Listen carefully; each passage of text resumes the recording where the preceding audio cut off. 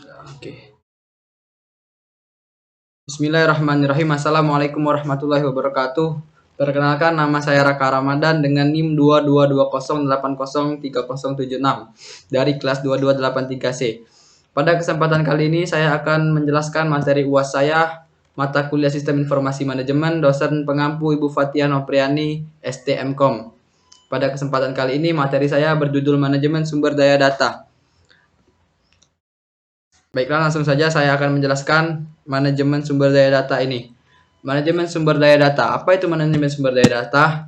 Adalah sebuah aktivitas pengelolaan yang mengaplikasikan teknologi sistem informasi, seperti manajemen basis data, gudang data, dan alat manajemen data yang lainnya. Kemudian ada basis data atau disebut database, yaitu kumpulan dari data yang saling berhubungan satu dengan yang lainnya.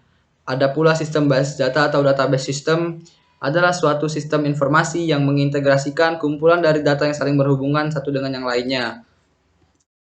Kemudian ada juga manajemen data secara tradisional.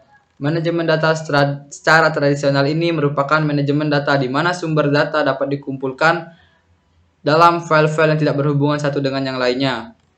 Namun, manajemen data secara tradisional ini memiliki kelemahannya. Adapun beberapa kelemahannya, di antara lain terjadi duplikasi data, modifikasi data tidak efisien, dan pemborosan tempat penyimpanan, serta kurangnya integritas data karena tiap-tiap aplikasi memiliki file data tersendiri.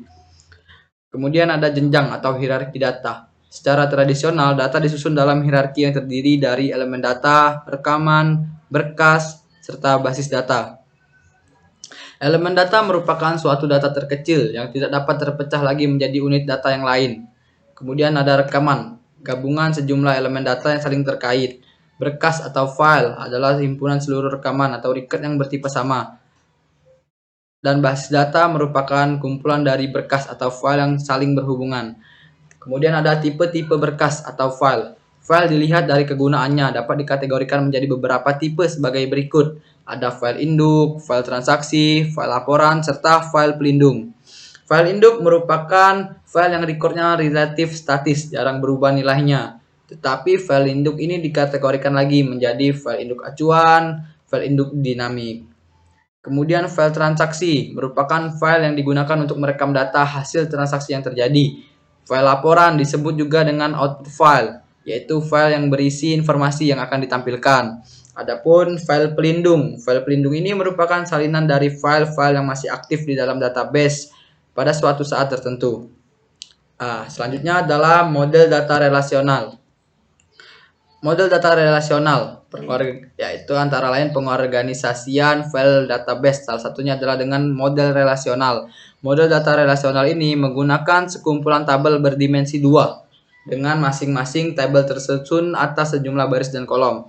Pada model data relasional, kaitan antara dua buah tabel disebut hubungan atau relationship, di mana relationship ini tersebut dapat berupa satu ke satu atau disebut one to one, satu ke banyak, one to many, atau banyak ke banyak, many to many. Kemudian selanjutnya database management system atau DBMS. Database management system ini adalah paket perangkat lunak yang digunakan untuk memanipulasi database. DBMS memiliki 3 fungsi dasar, yaitu untuk membuat database baru dan aplikasi databasenya. Kemudian memelihara kualitas data dalam database organisasi. Menggunakan database organisasi untuk memberikan informasi yang dibutuhkan. Contoh paket perangkat lunak DBMS antara lain yaitu DBase 3 Plus. Ada Miss Access, ada MySQL, ada Oracle, dan ada CBase.